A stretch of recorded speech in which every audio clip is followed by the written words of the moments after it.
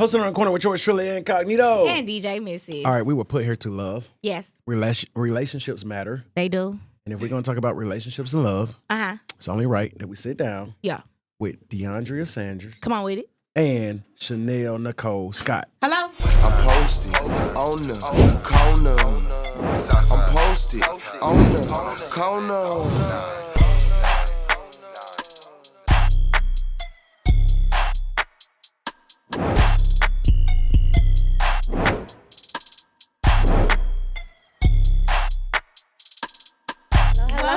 Hello. So Relationships Matter is happening live. Yes. March 23rd. Absolutely. Tell us more about this.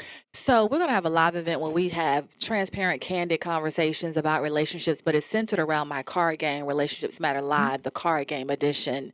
Well, we'll start the conversation there, and the cards are dealing with past pain and trauma and conversation starters on sex for couples. Yeah. So we'll start with the questions, and then just let's see where the conversation takes us.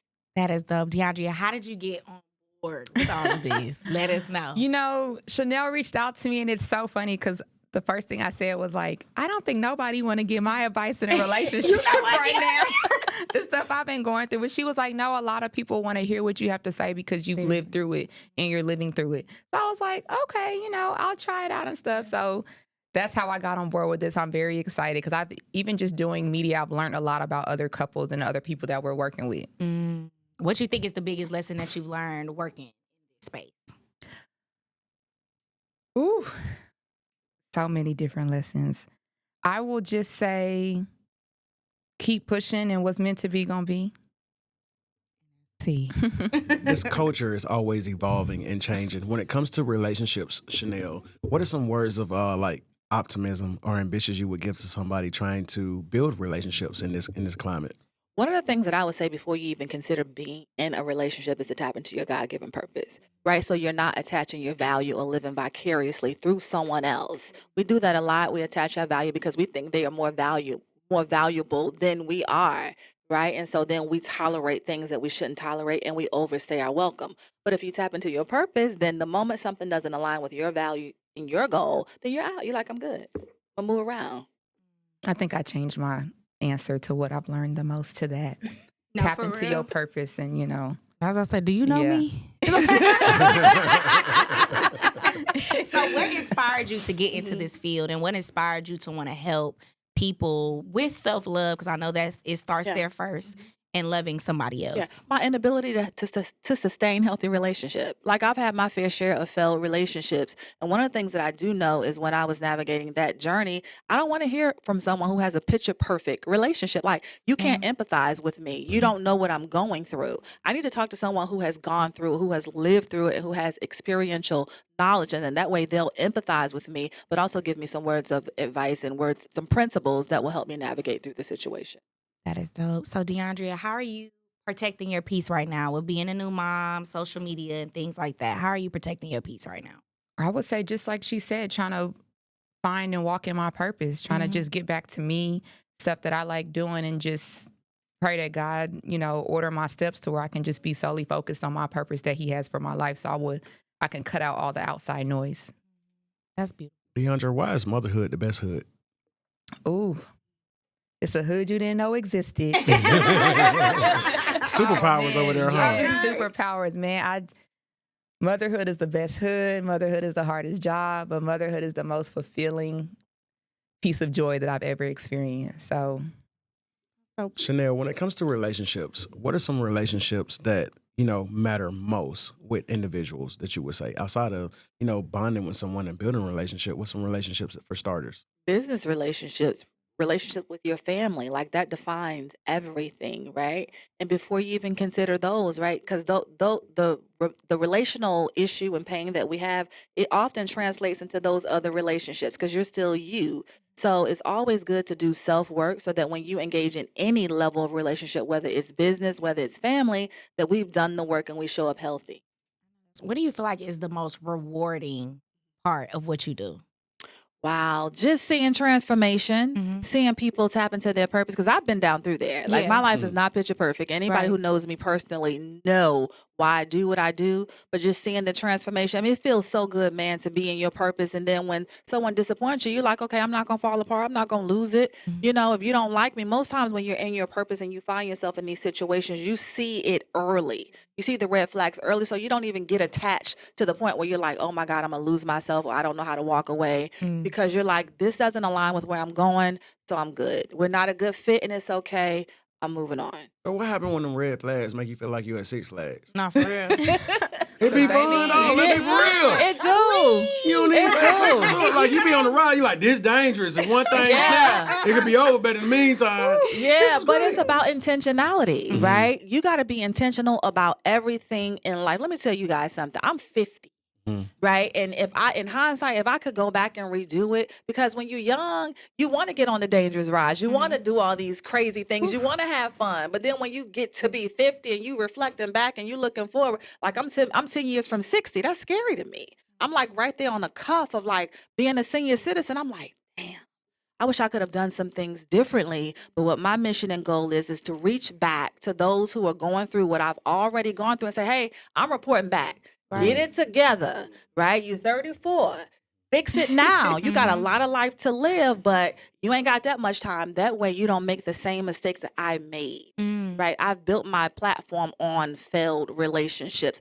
Don't do what I did, right? Do differently. I didn't have someone talking to me about purpose and destiny and vision at 33, 34. It was a cliche to me, Mhm. right? So now that I know these things, it's my job to report back and help people transition into that space.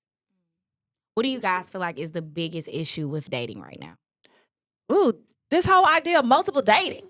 It's an Atlanta thing. You know, I heard Kobe. It's an Atlanta thing. It's an Atlanta thing. No, because, okay, people Atlanta's not a real date. place. Atlanta is It's not a not. real place. And people do this everywhere. Don't get me wrong, but it's more prevalent here. Like, it's accepted here. Like, Yeah. you can meet someone, and I've met someone who said, oh, yeah, I'm dating so-and-so and so-and-so, and either you cool with it or move around. No, I'm not cool with it. I'm not cool with that. And then this whole idea of what Kofi, the actor, he just recently said, I saw it on shit. non-monogamous Yes, the ethically non-monogamous. What? Where did that even come Where did that from? even come from? How is that? That's not ethical. How is that Right. ethical, right? And then I saw it displayed on the show Harlem. Mhm. I said, so this is how it goes? We sharing STD results and all of this with the other female? Like, that's too Mhm. much. Who's doing that? Y'all Yeah. doing that? Who is y'all? Now, I'm going to pivot one time. If you can act in one of your favorite movies, what movie you acting in? Ooh. I only have one favorite movie, but I don't think I would be able to act in it. I don't want y'all to judge me for this, but We listen, but we don't judge. Gridiron Gang. Come on.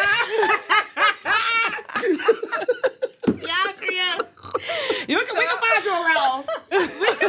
So I don't really know what role I would have in that, but you know, I want to tap into the acting space, so I feel like you guys will be seeing me sometime soon on the screen. That was going to be my question for my next question. What else, what other dreams do you want to accomplish outside of what you're doing right now? You know, as of right now, me in this new motherhood space, I'm really relearning myself as a mother. So as of now, I'm really open to just trying things that I always wanted to try but was too scared. Now I just told myself, you know what? Let go of fear. If you want to try it, just try it. God gonna order your steps, and you know, hopefully at the end, I'll fulfill my purpose that He had for me. So, And Will. Chanel, what movie would you act in? You know what? I wasn't thinking of a movie because I'm not a big TV watcher, but I like the show, the series Sisters and Zatima. Uh-huh. And I love like that it. show. Yes, I like love it them because of all shows. the dysfunction in relationships. And I I would love love it. to act out. Like, I got a lot of experience, so I think I would be really I good. can see at that as a team of being in that relationship I coach. love child. those shows. Yes, I could definitely see that. I love those. Yeah. I love that. What is I recently interviewed a director, Mark Anthony Green, and I asked him, who's a villain in the movie that you'll never forgive? Oh, Diary of a Mad Black Woman. Buddy. Charles. Yes. I Don't get mad. Honey. Don't get mad. I just said that too. It's on my page. I would said, drown been stung up Charles. about I will heaven. drown him. You hear me? What about box room, who's a villain you'll never forget? I think I would have to agree with her. I was just so mad. Like Everybody I was in the movie. I'll never forget. I went to the theater with my mom and my aunts to go and see that movie. And when you hear, you know, it's a good movie when everybody in the theater like, hell no. Hell no, Helen, get up. If you could go back in time and talk to your younger self and give her some advice, what advice do you have for her? You are enough. Because so often in some of the situations that I've been in, I've tried to give my way, right? You know, you don't think you're enough, so you find yourself doing things that you typically would not do and should not do, you know, especially for someone who you're building a relationship with. Now, if you're in a marriage, right, or a committed relationship, then it's okay to buy your man stuff. I want to take care of my man. But if I'm just getting to know you, why am I doing that, right? And that's because I don't think I'm enough. And often that doesn't translate. We don't necessarily see it that way, but it is because we're trying to compensate or make that person like us rather than just being ourselves. So that's what I would tell myself. You are enough. Yes, Deiondra, where do you see yourself in about 3 years from now? Ooh. Very successful.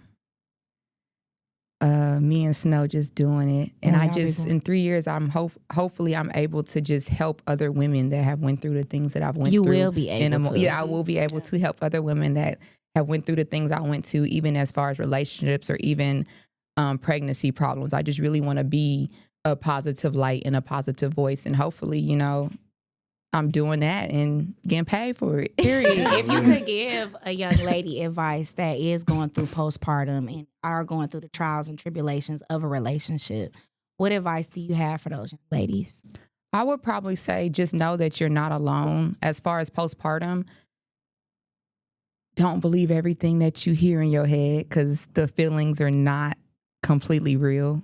You're feeling things way more amplified than what you normally would feel about this if you wasn't going through postpartum. As far as a relationship, I would have to do what Chanel said, like you're enough and don't go to Six Flags.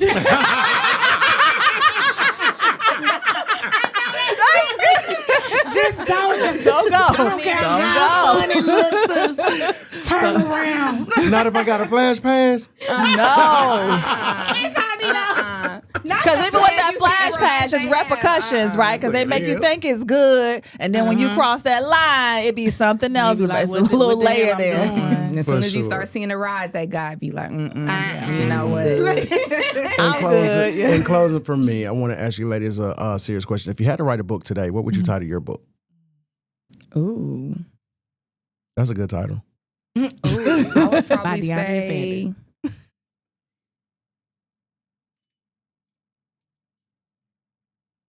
The Blessings Through Pain. Or something.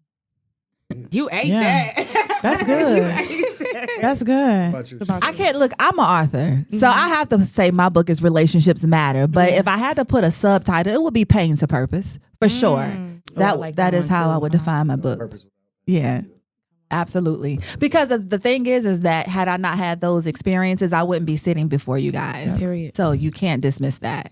Well, we thank you for that, for going through what you have went through and being bold and strong enough to put it on a platform to share with other people, because just like you were saying, like, we don't really know what's going on with you guys. We only see what we can see on this phone. Absolutely. So for you to take this opportunity to try to help, and for you to take an opportunity to help and learn at the same time, that's a big deal. Thank you. And I thank y'all for doing that. That's especially you, Deiondra. That's a huge thing, because a lot of women would just be like, y'all in my business too much. And I'm just finna, like, me and my baby, we finna go in the house. And I'll see y'all later. But you said no. I'm going to take an opportunity. I'm going to step out. Y'all seen what I've been through. So what? I'm learning from it. And there's other women that's currently going through it. And if they see you being able to push through them doors and make stuff happen, you don't know how many lives you're going to change with that. Tell her again. Can you say that again? For real. You're going to change people's lives with that. Yeah, absolutely. Being transparent and showing women like, hey, girl, it could be this, but it ended up being that. Yeah. And I'm still here. You could do it too. I receive it. Thank you, ladies, for your time. Thank you for having us. Posted on the corner.